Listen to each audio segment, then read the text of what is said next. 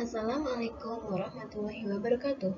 Perkenalkan, saya Nana Latifah Nurromah, peserta Laser CPNS tahun 2022, Kabupaten Kendal, gelombang 3, kelas B, kelompok 3, PPLT Migas Cepu.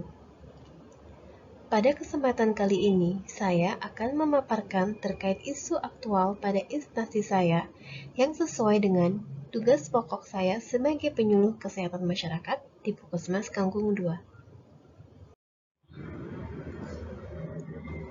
Pertama, saya akan menjelaskan tentang apa itu isu. Isu adalah suatu masalah atau persoalan yang terjadi baik di dalam maupun di luar organisasi yang belum terpecahkan dan belum siap diambil keputusannya. Sedangkan tahap analisis isu sendiri terdapat 5 tahapan. Yang pertama yaitu identifikasi isu. Yang tahapan kedua yaitu analisis awal isu. Tahapan ketiga, pemilihan isu utama. Tahapan keempat, analisis penyebab isu. Dan tahapan yang terakhir atau yang kelima, penyelesaian isu. Selanjutnya, kita masuk pada tahapan identifikasi isu. Ketiga isu ini menurut saya memenuhi syarat untuk diangkat menjadi permasalahan yang ada di instansi saya. Identifikasi isu yang pertama yaitu kurang optimalnya penggunaan media edukasi pada pelayanan di dalam gedung. Identifikasi isu yang kedua yaitu belum optimalnya pengetahuan kader kesehatan tentang sistem 5 meja posyandu. Dan isu yang ketiga yaitu penggunaan sosmed atau sosial media sebagai media promosi kesehatan masih kurang optimal. Kita masuk pada tahapan yang kedua.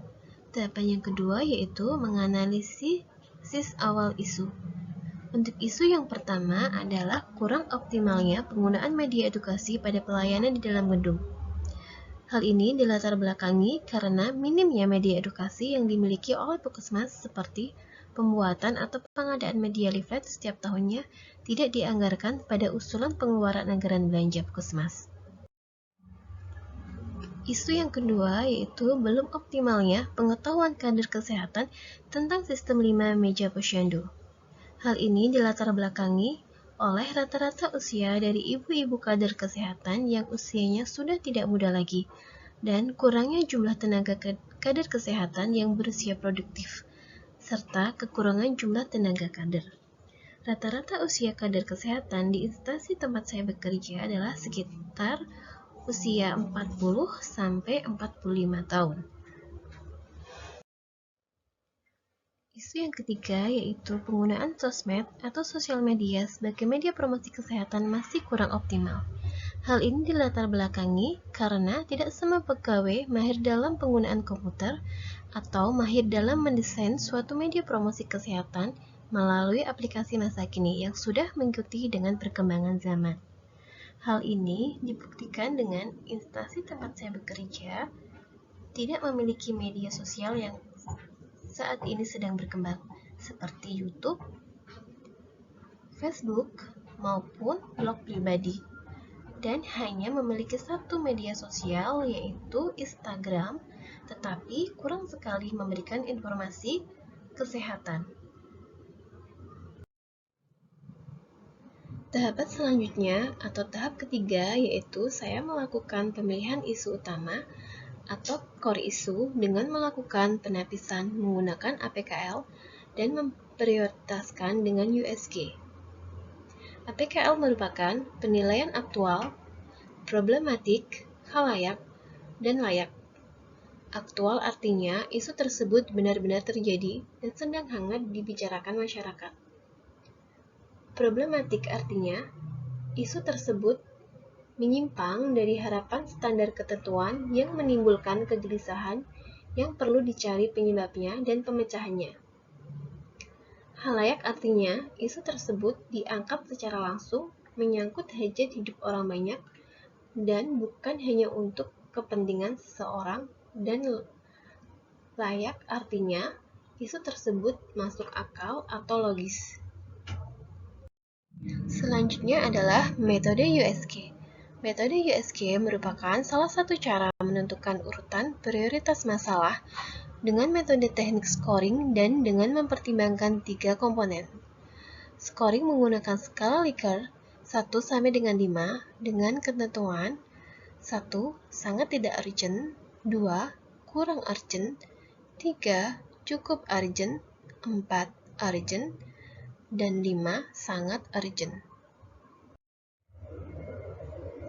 Setelah dilakukan penapisan, saya melakukan prioritas isu dengan menggunakan metode USG. Penilaian kualitas isu yang didapatkan yaitu: yang pertama, kurang optimalnya penggunaan media edukasi pada pelayanan di dalam gedung.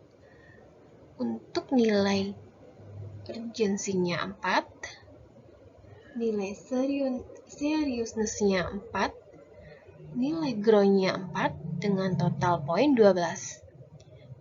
Isu yang kedua, belum optimalnya pengetahuan kader kesehatan tentang sistem 5 meja posyandu dengan nilai urgensi 5, nilai seriousness 5, nilai ground 4 dengan total poin 14. Yang ketiga, penggunaan sosmed atau sosial media sebagai media promosi kesehatan masih kurang optimal dengan nilai urgensinya 4, seriousness-nya 5, dan ground-nya 4 dengan total poin 13. Dan dapat kita simpulkan bahwa yang menjadi prioritas utama dalam isu ini yaitu belum optimalnya pengetahuan kader kesehatan tentang sistem 5 meja posyandu. Selanjutnya, saya menganalisis penyebab isu menggunakan diagram Fishbone. Saya menganalisis penyebab-penyebab belum optimalnya pengetahuan kader kesehatan tentang sistem 5 meja posyandu. Ada 4 faktor yang mempengaruhi. Faktor yang pertama adalah individu, di mana kurangnya pengetahuan kader kesehatan tentang sistem 5 meja posyandu, serta usia yang sudah tidak produktif lagi, dengan rata-rata usia kader kesehatan pada instansi Puskesmas Kampung 2 kisaran usia 40-45 tahun. Faktor yang kedua adalah lingkungan, yaitu kurang berminatnya masyarakat dengan usia produktif untuk menjadi relawan kader kesehatan.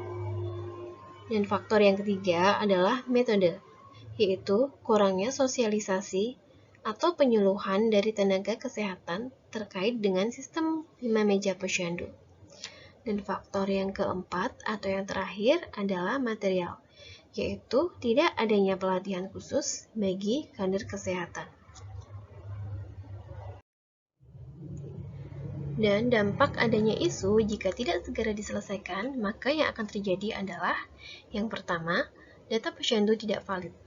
Hal ini dikarenakan terkadang kader kesehatan salah mengisi atau menginput pada kartu KMS karena jumlah tenaga kader yang terbatas, yang terkadang satu orang kader dapat merangkap tugas. Yang kedua yaitu menurunnya kualitas posyandu, dan yang ketiga menurunnya tingkat kepuasan masyarakat. Dan yang terakhir adalah dilakukan penyelesaian isu. Usulan gagasan kreatif pada penyelesaian isu kali ini adalah: yang pertama, melakukan koordinasi dengan sesama rekan kerja. Yang kedua, membuat acara satuan penyuluhan beserta referensi materi pretest dan posttest. Yang ketiga, melakukan penyuluhan menggunakan leaflet. Yang keempat, memberikan reward kepada kader kesehatan. Dan yang kelima, menambah jumlah kader kesehatan dengan kategori usia produktif. Demikian analisis isu instansi yang dapat saya paparkan. Terima kasih. Assalamualaikum warahmatullahi wabarakatuh.